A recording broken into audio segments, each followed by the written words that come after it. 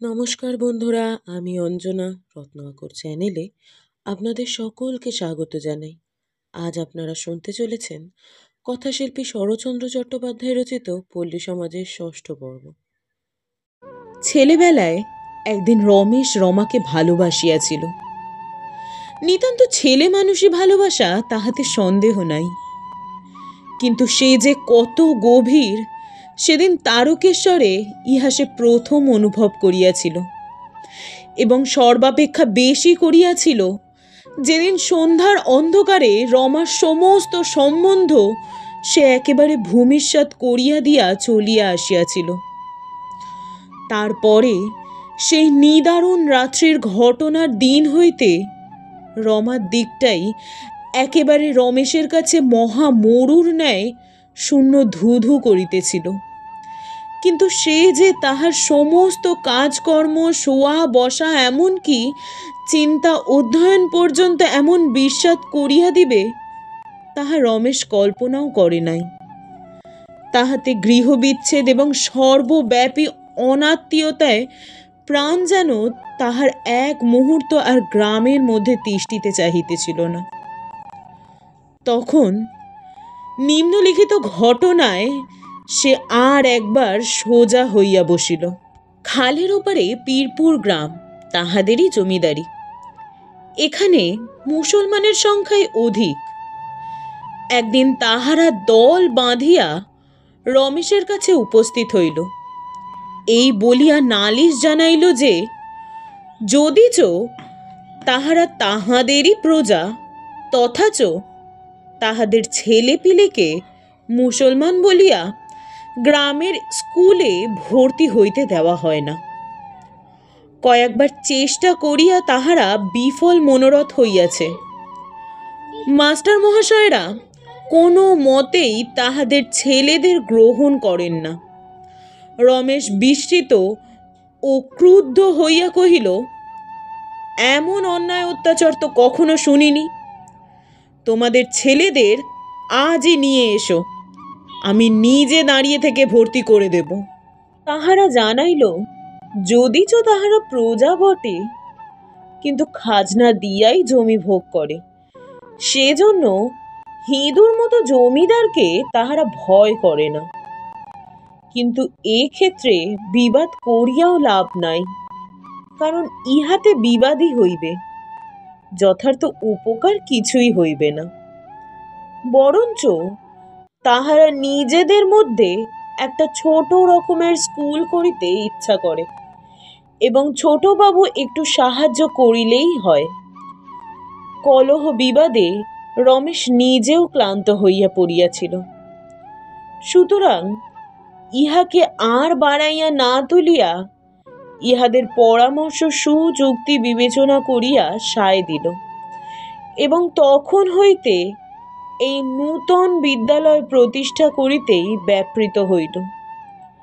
ইহাদের সম্পর্কে আসিয়া রমেশ শুধু যে নিজেকে সুস্থ বোধ করিল তাহা নহে, এই একটা বৎসর ধরিয়া তাহার যত বলক্ষয় হইয়াছিল তাহা ধীরে ধীরে যেন ভরিয়া আসিতে লাগিল।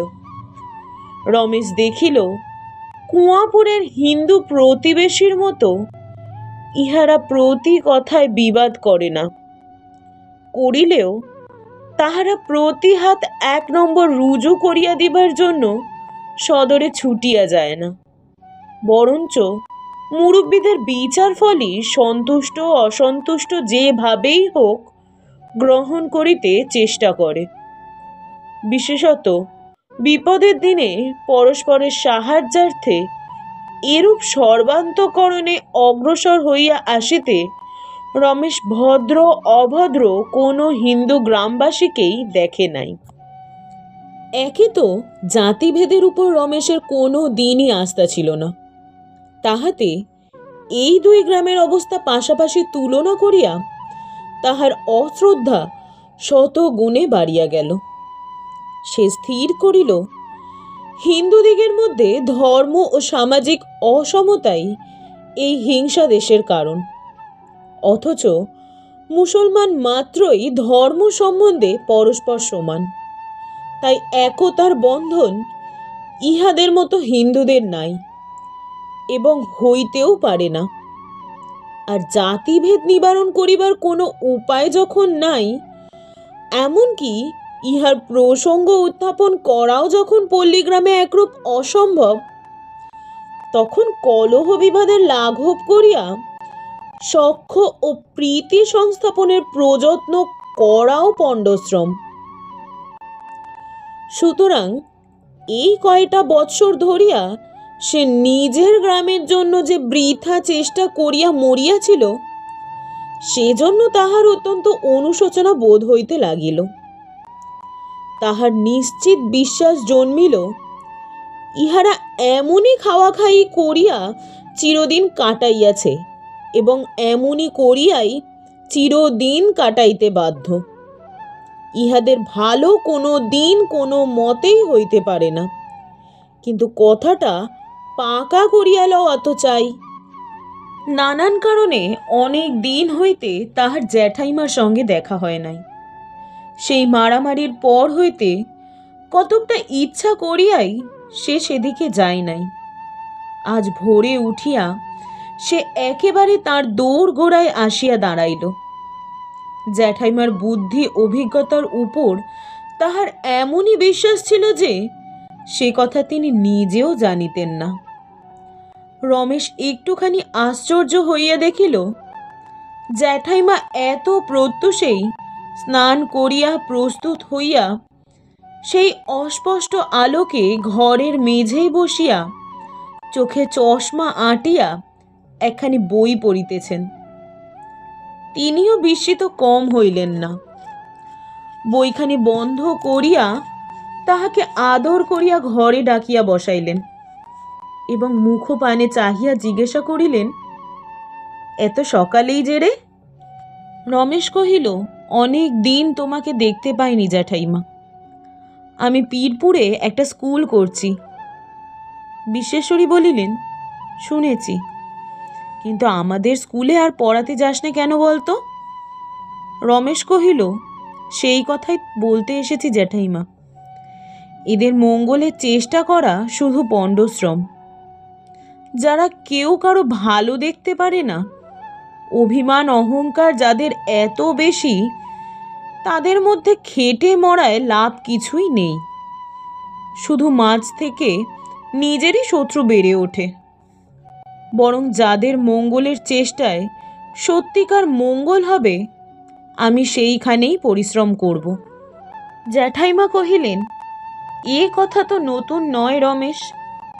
পৃথিবীতে ভালো করিবার ভার যে কেউ নিজের ওপর নিয়েছে, চিরদিনই তার শত্রু সংখ্যা বেড়ে উঠেছে। সেই ভয়ে যারা পেছিয়ে দাঁড়ায়, তুইও তাদের দলে গিয়ে যদি মিশিস, তাহলে তো চলবে না বাবা। এ গুরুভার ভগবান তোকেই বইতে দিয়েছেন, তোকেই বয়ে বেড়াতে হবে। কিন্তু হ্যাঁ রে রমেশ, তুই নাকি ওদের হাতে জল খাস? রমেশ হাসিয়া কহিল, এই দেখো জ্যাঠাইমা, এর মধ্যেই তোমার কানে উঠেছে। এখনো খাইনি বটে, কিন্তু খেতে তো আমি কোনো দোষ দেখিনি। আমি তোমাদের জাতিভেদ মানি নে। জ্যাঠাইমা আশ্চর্য হইয়া প্রশ্ন করিলেন, মানিস নে কি রে? এ কি মিছে কথা? না জাতিভেদ নেই যে তুই মানবি নে? রমেশ কহিল, ঠিক ওই কথাটাই জিজ্ঞাসা করতে আজ তোমার কাছে এসেছিলাম জ্যাঠাইমা। জাতিভেদ আছে তা মানি, কিন্তু একে ভালো বলে মানি নে। কেন? রমেশ হঠাৎ উত্তেজিত হইয়া কহিল, কেন সে তোমাকে বলতে হবে? এর থেকেই তো যত মনোমালিন্য, যত বাদাবাদি। এ কি তোমার জানা নেই? সমাজে যাকে ছোট জাত করে রাখা হয়েছে, সে যে বড়কে হিংসা করবে, এই ছোট হয়ে থাকার বিরুদ্ধে বিদ্রোহ করবে, এর থেকে মুক্ত হতে চাইবে। সে তো খুব স্বাভাবিক। হিন্দুরা সংগ্রহ করতে চায় না, জানে না, জানে শুধু অপচয় করতে। নিজেকে এবং নিজের জাতকে রক্ষা করবার এবং বাড়িয়ে তোলবার যে একটা সাংসারিক নিয়ম আছে, আমরা তাকেই স্বীকার করি না বলেই প্রতিদিন ক্ষয় পেয়ে যাচ্ছি। এই যে মানুষ গণনা করার একটা নিয়ম আছে, তার ফলাফলটা যদি পড়ে দেখতে জ্যাঠাইমা, তাহলে ভয় পেয়ে যেতে। মানুষকে ছোট করে অপমান করবার ফল হাতে হাতে টের পেতে, দেখতে পেতে কেমন করে হিন্দুরা প্রতিদিন কমে আসছে এবং মুসলমানেরা সংখ্যায় বেড়ে উঠেছে। তবুও তো হিন্দুর হুঁশ হয় না। বিশ্বেশ্বরী হাসিয়া বলিলেন, তোর এত কথা শুনেও তো আমার হুঁশ হচ্ছে না রমেশ। যারা তোদের মানুষ গুনে বেড়ায়, তারা যদি গুনে বলতে পারে এতগুলো ছোট জাত শুধুমাত্র ছোট থাকবার ভয়েই জাত দিয়েছে, তাহলে হয়তো আমার হুঁশ হতেও পারে। হিন্দু যে কমে আসছে সে কথা মানি, কিন্তু তার অন্য কারণ আছে। সেটাও সমাজের ত্রুটি নিশ্চয়ই। কিন্তু ছোট জাতের জাত দেওয়া দেই তার কারণ নয়। শুধু ছোট বলে কোনো হিন্দুই কোনোদিন জাত দেয় না। রমেশ সন্দিগ্ধ কণ্ঠে কহিল, কিন্তু পণ্ডিতেরা তাই তো অনুমান করেন জ্যাঠাইমা। জ্যাঠাইমা বলিলেন, অনুমানের বিরুদ্ধে তো তর্ক চলে না বাবা। কেউ যদি এমন খবর দিতে পারে অমুক গায়ের এতগুলো ছোট জাত এই জন্যই এবছর জাত দিয়েছে, তা হলেও না হয় পণ্ডিতের কথায় কান দিতে পারি, কিন্তু আমি নিশ্চয় জানি এ সংবাদ কেউ দিতে পারবে না। রমেশ তথাপি তর্ক করিয়া কহিল, কিন্তু যারা ছোট জাত তারা যে অন্যান্য বড় জাতকে হিংসা করে চলবে, এ তো আমার কাছে ঠিক কথা বলেই মনে হয় জ্যাঠাইমা। রমেশের তীব্র উত্তেজনায় বিশ্বেশ্বরী আবার হাসিয়া উঠিলেন, বলিলেন, ঠিক কথা নয় বাবা, একটুকুও ঠিক কথা নয়। এ তোদের শহর নয়। পাড়া গায়ে জাত ছোট কি বড় সেজন্য কারো এতটুকুও মাথা ব্যথা নেই। ছোট ভাই যেমন ছোট বলে বড় ভাইকে হিংসা করে না, 2-1 বছর পরে জন্মাবার জন্য যেমন তার মনে এতটুকুও ক্ষোভ নেই, পাড়া গায়েও ঠিক তেমনি। এখানে কায়েত বামুন হয়নি বলে একটুকুও দুঃখ করে না। কৈবর্ত কায়েতের সমান হবার জন্য একটুকুও চেষ্টা করে না। বড় ভাইকে একটা প্রণাম করতে ছোট ভাইয়ের যেমন লজ্জায় মাথা কাটা যায় না, তেমন কায়েত ও বামুনের একটুখানি পায়ের ধুলো নিতে একটুকু কুণ্ঠিত হয় না। সে নয় বাবা, জাতিভেদ হিংসে বিদ্বেষের হেতুই নয়। অন্তত বাঙালির যা মেরুদণ্ড সেই পল্লীগ্রামে নয়। রমেশ মনে মনে আশ্চর্য হইয়া কহিল, তবে কেন এমন হয় জ্যাঠাইমা? ও গাঁয়ে তো এত ঘর মুসলমান আছে, তাদের মধ্যে তো এমন বিবাদ নেই। একজন আর একজনকে বিপদের দিনে এমন করে তো চেপে ধরে না। সেদিন অর্থাভাবে দারিক ঠাকুরের প্রায়শ্চিত্ত হয়নি বলে কেউ তার মৃত দেহটাকে ছুঁতে পর্যন্ত যায়নি, সে তো তুমি জানো। বিশ্বেশ্বরী কহিলেন, জানি বাবা, সব জানি, কিন্তু জাতিভেদ তার কারণ নয়। কারণ এই যে মুসলমানদের মধ্যে এখনো সত্যকার একটা ধর্ম আছে, কিন্তু আমাদের মধ্যে তা নেই। যাকে যথার্থ ধর্ম বলে, পল্লীগ্রাম থেকে সে একেবারে লোপ পেয়েছে। আছে শুধু কতকগুলি আচার বিচার কুসংস্কার, আর তার থেকে নিরর্থক দলাদলি। রমেশ হতাশভাবে একটা নিঃশ্বাস ফেলিয়া কহিল, এর কি প্রতিকারের কোনো উপায় নেই জ্যাঠাইমা? বিশ্বেশ্বরী বলিলেন, আছে বই কি বাবা, প্রতিকার আছে শুধু জ্ঞানে। যে পথে তুই পা দিয়েছিস শুধু সেই পথে। তাই তো তোকে কেবলই বলি, তুই তোর এই জন্মভূমিকে কিছুতে ছেড়ে যাসনে। প্রত্যুত্তরে রমেশ কি একটা কথা বলিতে যাইতেছিল।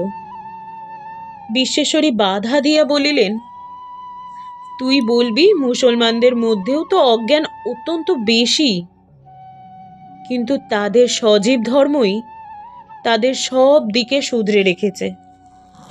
একটা কথা বলি রমেশ, পীরপুরে খবর নিলে শুনতে পাবি জাফর বলে একটা বড় লোককে তারা সবাই এক ঘরে করে রেখেছে। সে তার বিধবা সৎ মাকে খেতে দেয় না বলে। কিন্তু আমাদের এই গোবিন্দ গাঙ্গুলি সেদিন তার বিধবা বড় ভাজকে নিজের হাতে মেরে আধমরা করে দিলে। কিন্তু সমাজ থেকে তার শাস্তি হওয়া চুলোই যাক, সে নিজেই একটা সমাজের মাথা হয়ে বসে আছে। এসব অপরাধ আমাদের মধ্যে শুধু ব্যক্তিগত পাপ পুণ্য, এর সাজা ভগবান ইচ্ছা হয় দেবেন, না হয় না দেবেন, কিন্তু পল্লী সমাজ তাতে ভ্রুক্ষেপ করে না। এই নূতন তথ্য শুনিয়া একদিকে রমেশ যেমন অবাক হইয়া গেল, অন্যদিকে তাহার মন ইহাকেই স্থির সত্য বলিয়া গ্রহণ করিতে দ্বিধা করিতে লাগিল। বিশ্বেশ্বরী তাহা যেন বুঝিয়াই বলিলেন, ফলটাকেও উপায় বলে ভুল করিস নে বাবা। যে জন্য তোর মন থেকে সংশয় ঘুচতে চাইছে না, সেই জাতের ছোট বড় নিয়ে মারামারি করাটা উন্নতির একটা লক্ষণ, কারণ নয় রমেশ। সেটা সকলের আগে না হলেই নয়। মনে করে যদি তাকে নিয়েই নাড়াচাড়া করতে যাস, এদিক ওদিক দুদিক নষ্ট হয়ে যাবে। কথাটা সত্যি কিনা যদি যাচাই করতে চাস রমেশ, শহরের কাছাকাছি 2-4খানা গ্রাম ঘুরে এসে তাদের সঙ্গে তোর এই কুয়াপুরকে মিলিয়ে দেখিস, আপনি টের পেয়ে যাবি। কলিকাতার অতি নিকটবর্তী 2-1খানি গ্রামের সহিত রমেশের ঘনিষ্ঠ পরিচয় ছিল। তাহারই মোটামুটি চেহারাটা সে মনে মনে দেখিয়া লইবার চেষ্টা করিতেই অকস্মাৎ তাহার চোখের উপর হইতে যেন একটা কালো পর্দা উঠিয়া গেল, এবং গভীর সম্ভ্রম ও বিস্ময়ে চুপ করিয়া সে বিশ্বেশ্বরীর মুখের পানে চাহিয়া রহিল। তিনি কিন্তু সেদিকে কিছুমাত্র লক্ষ্য না করিয়া নিজের পুনরাবৃত্তিরূপে ধীরে ধীরে বলিতে লাগিলেন, তাই তো তোকে বারবার বলি বাবা, তুই যেন তোর জন্মভূমিকে ত্যাগ করে যাস নে। তোর মতো বাইরে থেকে যারা বড় হতে পেরেছে, তারা যদি তোর মতোই গ্রামে ফিরে আসতো, সমস্ত সম্বন্ধ বিচ্ছিন্ন করে চলে না যেত, পল্লীগ্রামের এমন দুরবস্থা হতে পারত না। তারা কখনোই গোবিন্দ গাঙ্গুলিকে মাথায় তুলে নিয়ে তোকে দূরে সরিয়ে দিতে পারত না। রমেশের রমার কথা মনে পড়িল, তাই আবার অভিমানের সুরে কহিল, দূরে সরে যেতে আমারও আর দুঃখ নেই জ্যাঠাইমা। বিশ্বেশ্বরী এই সুরটা লক্ষ্য করিলেন, কিন্তু হেতু বুঝিলেন না। কহিলেন, না রমেশ, সে কিছুতেই হতে পারবে না। যদি এসেছিস, যদি কাজ শুরু করেছিস, মাঝপথে ছেড়ে দিলে তোর জন্মভূমি তোকে ক্ষমা করবে না। কেন জ্যাঠাইমা? জন্মভূমি শুধু তো আমার একার নয়। জ্যাঠাইমা উদ্দীপ্ত হইয়া বলিলেন, তোর একার বই কি বাবা, শুধু তোরই মা। দেখতে পাস নে, মা মুখ ফুটে সন্তানের কাছে কোনো দিনই কিছু দাবি করেননি। তাই এত লোক থাকতে কারো কানেই তার কান্না গিয়ে পৌঁছাতে পারেনি। কিন্তু তুই আসবা মাত্রই শুনতে পেয়েছিলি। রমেশ আর তর্ক করিল না। কিছুক্ষণ স্থিরভাবে বসিয়া থাকিয়া নিঃশব্দে প্রগাঢ় শ্রদ্ধা ভরে বিশ্বেশ্বরীর পায়ের ধুলা মাথায় লইয়া ধীরে ধীরে বাহির হইয়া গেল। ভক্তি, করুণা ও কর্তব্যের একান্ত নিষ্ঠায় হৃদয় পরিপূর্ণ করিয়া লইয়া রমেশ বাড়ি ফিরিয়া আসিল। তখন সবে মাত্র সূর্যোদয় হইয়াছে। তাহার ঘরের পূর্ব দিকে মুক্ত জানালার সুমুখে দাঁড়িয়ে সে স্তব্ধ হইয়া আকাশের পানে চাহিয়াছিল। সহসা শিশুকণ্ঠের আহ্বানে সে চমকাইয়া উঠিয়া মুখ ফিরাইতে দেখিল রমার ছোট ভাই যতীন দ্বারের বাইরে দাঁড়াইয়া লজ্জায় আরক্ত মুখে ডাকিতেছে, ছোড়দা। রমেশ কাছে গিয়া হাত ধরিয়া তাহাকে ভিতরে আনিয়া জিজ্ঞাসা করিল, কাকে ডাকছ যতীন? আপনাকে। আমাকে? আমাকে ছোড়দা বলতে তোমাকে কে বলে দিল? দিদি। দিদি? তিনি কি কিছু বলতে তোমাকে পাঠিয়েছেন? যতীন মাথা নাড়িয়া কহিল, কিছু না। দিদি বললেন আমাকে সঙ্গে করে তোর ছোড়দার বাড়িতে নিয়ে চল। ওই যে ওখানে দাঁড়িয়ে আছেন, বলিয়া সে দরজার দিকে চাহিল। রমেশ বিস্মিত ও ব্যস্ত হইয়া আসিয়া দেখিল রমা একটা থামের আড়ালে দাঁড়াইয়া আছে। সরিয়া আসিয়া সবিনয়ে কহিল, আজ আমারই কি সৌভাগ্য! কিন্তু আমাকে ডেকে না পাঠিয়ে নিজে কষ্ট করে এলে কেন? এসো, ঘরে এসো। রমা একবার ইতস্তত করিল, তারপর যতীনের হাত ধরিয়া রমেশের অনুসরণ করিয়া তাহার ঘরের চৌকাঠের কাছে আসিয়া বসিয়া পড়িল। কহিল, আজ একটা জিনিস ভিক্ষে চাইতে আপনার বাড়িতে এসেছি, বলুন দেবেন? বলিয়া সে রমেশের মুখের পানে স্থির দৃষ্টিতে চাহিয়া রহিল। সেই চাহনিতে রমেশের পরিপূর্ণ হৃদয়ের সপ্তস্বরা অকস্মাৎ যেন উন্মাদ শব্দে বাজিয়া উঠিয়া একেবারে ভাঙিয়া ঝরিয়া পড়িল। কিছুক্ষণ পূর্বেই তাহার মনের মধ্যে যে সকল সংকল্প, আশা ও আকাঙ্ক্ষা অপরূপ দীপ্তিতে নাচিয়া ফিরিতেছিল, সমস্তই একেবারে নিবিয়া অন্ধকার হইয়া গেল। তথাপি প্রশ্ন করিল, কি চাই বলো? তাহার অস্বাভাবিক শুষ্কতা রমা দৃষ্টি এড়াইল না। সে তেমনি মুখের প্রতি চোখ রাখিয়া কহিল, আগে কথা দিন। রমেশ ক্ষণকাল চুপ করিয়া থাকিয়া মাথা নাড়িয়া কহিল, তা পারি নে। তোমাকে কিছুমাত্র প্রশ্ন না করেই আমার কথা দেওয়ার শক্তি তুমি নিজের হাতেই যে ভেঙে দিয়েছ রমা। রমা আশ্চর্য হইয়া কহিল, আমি? রমেশ বলিল, তুমি ছাড়া এই শক্তি আর কারোর ছিল না। রমা, আজ তোমাকে একটা সত্য কথা বলবো। ইচ্ছা হয় বিশ্বাস করো, না হয় করো না। কিন্তু জিনিসটা যদি না একেবারে মরে নিঃশেষ হয়ে যেত, হয়তো কোনো দিনই এ কথা তোমাকে শোনাতে পারতাম না। বলিয়া একটুখানি চুপ করিয়া পুনরায় কহিল, আজ নাকি আর কোনো পক্ষেরই লেশ মাত্র ক্ষতি বৃদ্ধির সম্ভাবনা নেই। তাই আজ জানাচ্ছি, তোমাকে অদেয় আমার সেদিন পর্যন্ত কিছুই ছিল না। কিন্তু কেন জানো? রমা মাথা নাড়াইয়া জানাইল, না। কিন্তু সমস্ত অন্তঃকরণটা তাহার কেমন একটা লজ্জাকর আশঙ্কায় কণ্টকিত হইয়া উঠিল। রমেশ কহিল, কিন্তু শুনে রাগ করো না, কিছুমাত্র লজ্জাও পেও না। মনে করো এ কোনো পুরাকালের একটা গল্প শুনছ মাত্র। রমা মনে মনে প্রাণপণে বাধা দিবার ইচ্ছা করিল, কিন্তু মাথা তাহার এমনই ঝুঁকিয়া পড়িল যে কিছুতেই সোজা করিয়া তুলিতে পারিল না। রমেশ তেমনি শান্ত, মৃদু ও নির্লিপ্ত কণ্ঠে বলিয়া উঠিল, তোমাকে ভালোবাসতাম রমা।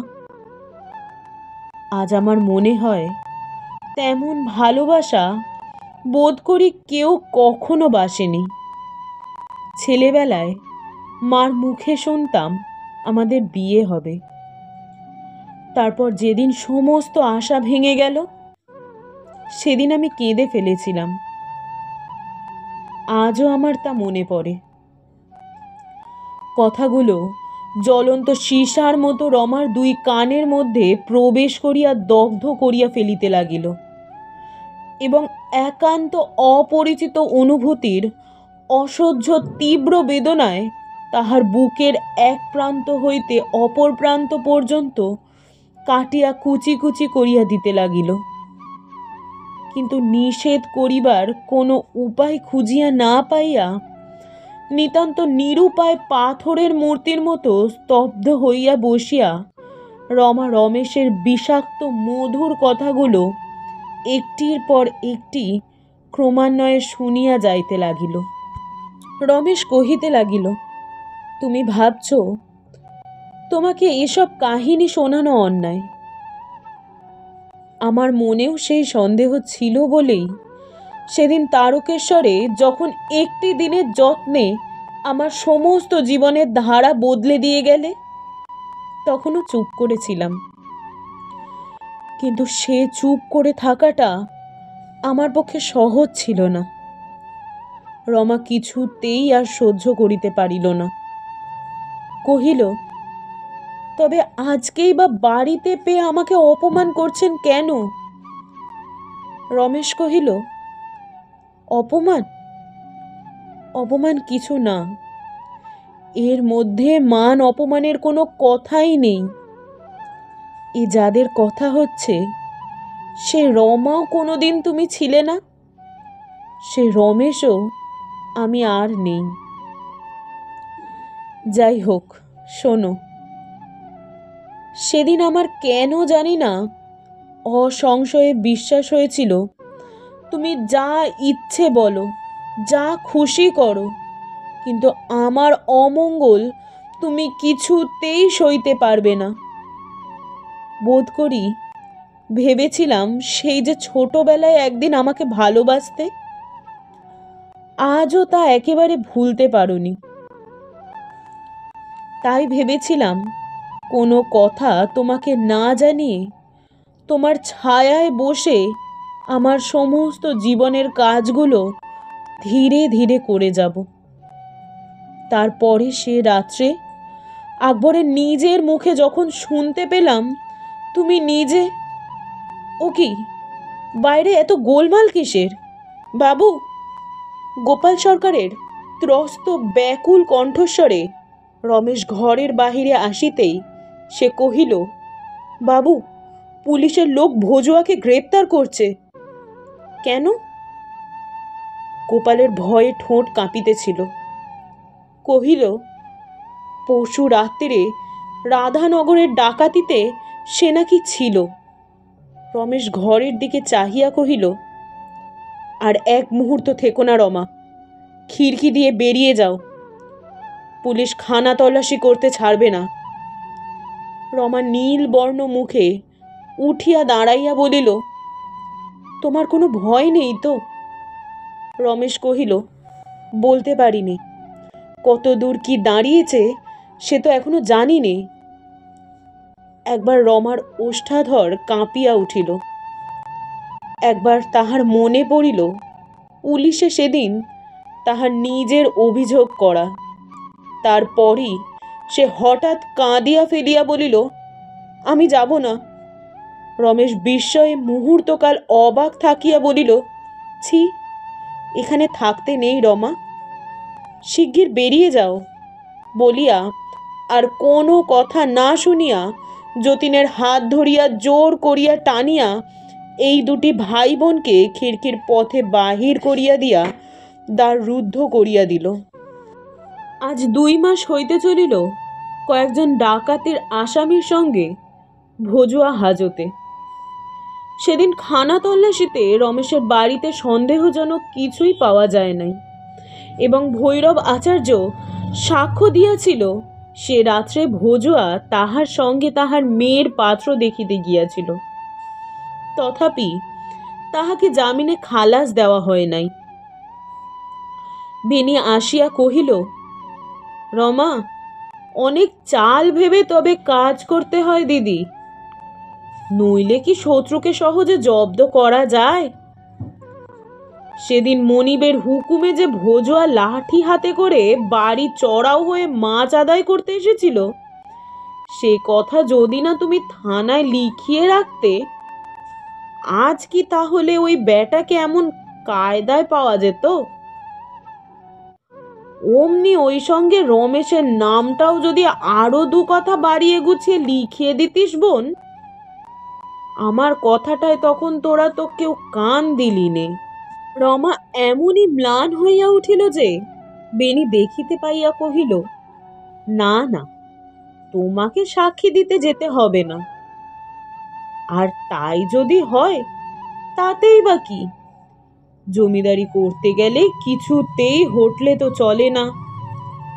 রমা কোনো কথা কহিল না। বেনি কহিতে লাগিল, কিন্তু তাকে তো সহজে ধরা চলে না। তবে সেও এবার কম চাল চাললো না দিদি। এই যে নূতন একটা স্কুল করেছে, এ নিয়ে আমাদের অনেক কষ্ট পেতে হবে। এমনি তো মুসলমান প্রজারা জমিদার বলে মানতে চায় না, তার উপর যদি লেখাপড়া শেখে তাহলে জমিদারি থাকা না থাকা সমান হবে। তা এখন থেকেই বলে রাখছি। জমিদারির ভালো মন্দ সম্বন্ধে রমা বরাবর বেনির পরামর্শ মতোই চলে। ইহাতে দুজনেরই কোনো মতভেদ পর্যন্ত হয় না।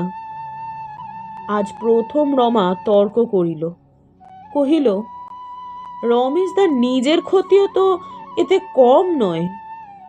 বেনি নিজেরও এ সম্বন্ধে খটকা অল্প ছিল না।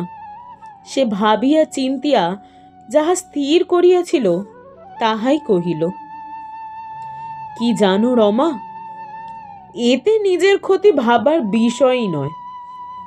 আমরা দুজনে জব্দ হলেই ও খুশি। দেখছো না এসে পর্যন্ত কি রকম টাকা ছড়াচ্ছে, চারিদিকে ছোট লোকেদের মধ্যে ছোটবাবু ছোটবাবু একটা রব উঠে গেছে, যেন ওই একটা মানুষ, আমরা দুঘর কিছুই নয়। কিন্তু বেশি দিনে চলবে না।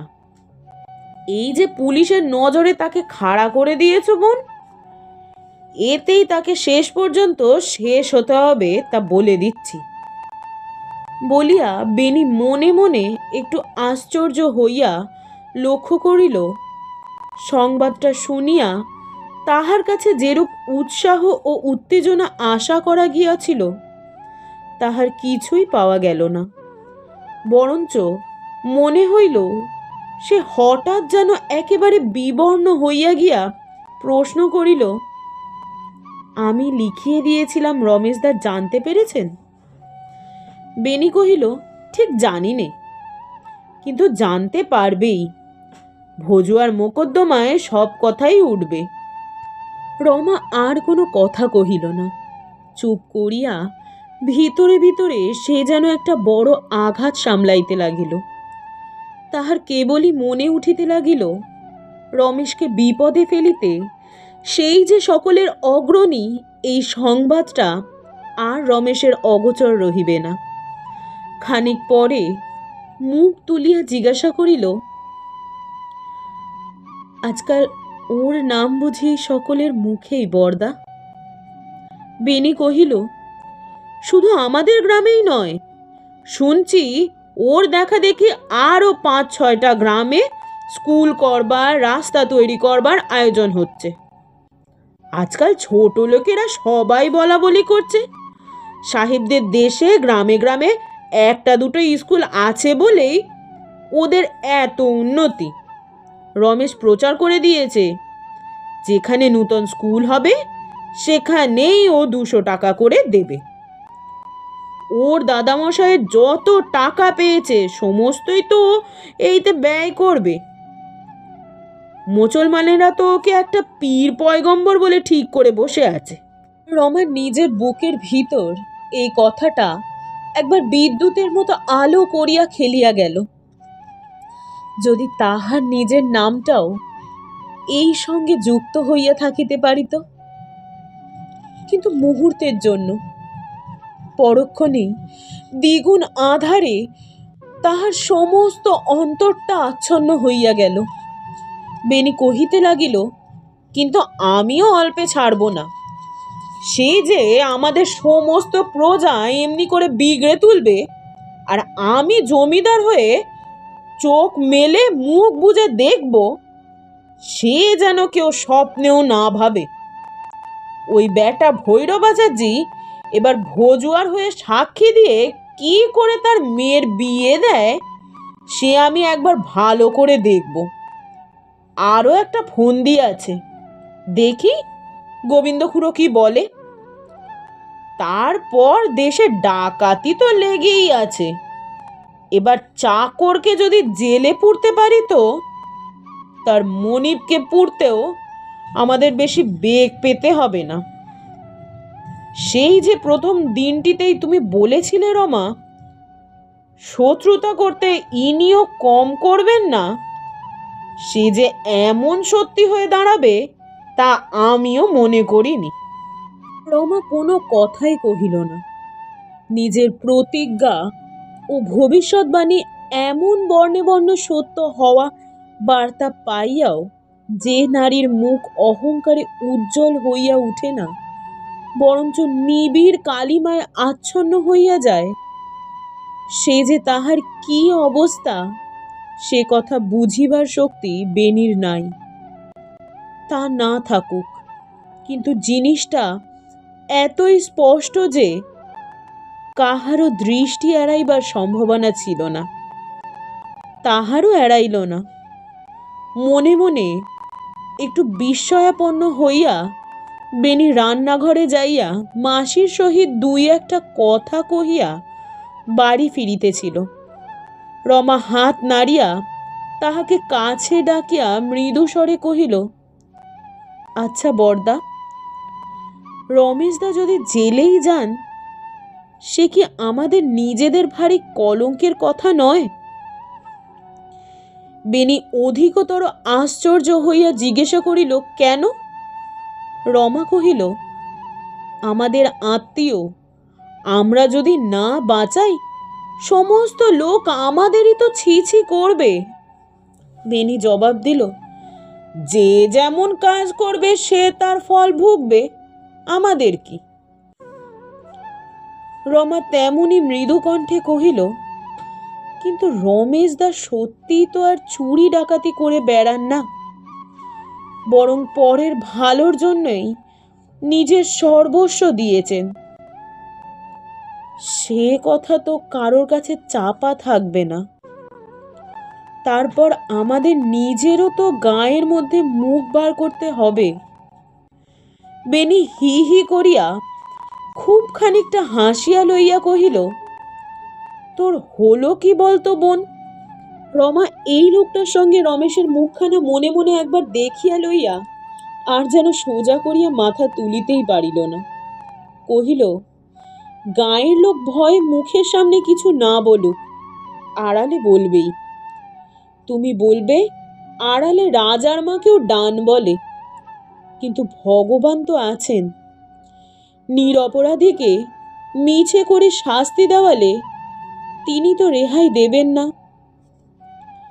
বেনি কৃত্রিম ক্ষোভ প্রকাশ করিয়া কহিল, হারে আমার কপাল, সে ছোড়া বুঝি ঠাকুর দেবতা কিছু মানে? শীতলা ঠাকুরের ঘরটা পড়ে যাচ্ছে, মেরামত করবার জন্য তার কাছে লোক পাঠাতে সে হাঁকিয়ে দিয়ে বলেছিল, যারা তোমাদের পাঠিয়েছে তাদের বলগে বাজে খরচ করবার টাকা আমার নেই। শোনো কথা, এটা তার কাছে বাজে খরচ? আর কাজের খরচ হচ্ছে মুসলমানদের স্কুল করে দেওয়া। তাছাড়া বামুনের ছেলে সন্ধে আহ্নিক তো কিছু করে না, শুনি মুসলমানের হাতে জল পর্যন্ত খায়। দুপাতা ইংরেজি পড়ে আর কি তার জাত ধর্ম আছে দিদি? কিচ্ছুই নেই। শাস্তি তার গেছে কোথা, সমস্তই তোলা আছে, সে একদিন সবাই দেখতে পাবে। রমা আর বাদানুবাদ না করিয়া মৌন হইয়া রহিল। কিন্তু রমেশের অনাচার এবং ঠাকুর দেবতার প্রতি অশ্রদ্ধার কথা স্মরণ করিয়া মনটা তাহার আবার তাহার প্রতি বিমুখ হইয়া উঠিল। বেনি নিজের মনে কথা কহিতে কহিতে চলিয়া গেল। রমা অনেকক্ষণ পর্যন্ত একভাবে দাঁড়াইয়া থাকিয়া নিজের ঘরে গিয়া মেঝের উপর ধপ করিয়া বসিয়া পড়িল। সেদিন তাহার একাদশী। খাবার হাঙ্গামা নাই মনে করিয়া আজ যেন সে স্বস্তি বোধ করিল। ধন্যবাদ বন্ধুরা এতক্ষণ আমাদের সঙ্গে থাকার জন্য।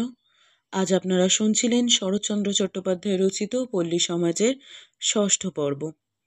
এর পরবর্তী পর্বগুলি শুনতে এবং আমাদের সঙ্গে জুড়ে থাকতে হলে সাবস্ক্রাইব করুন চ্যানেলটিকে।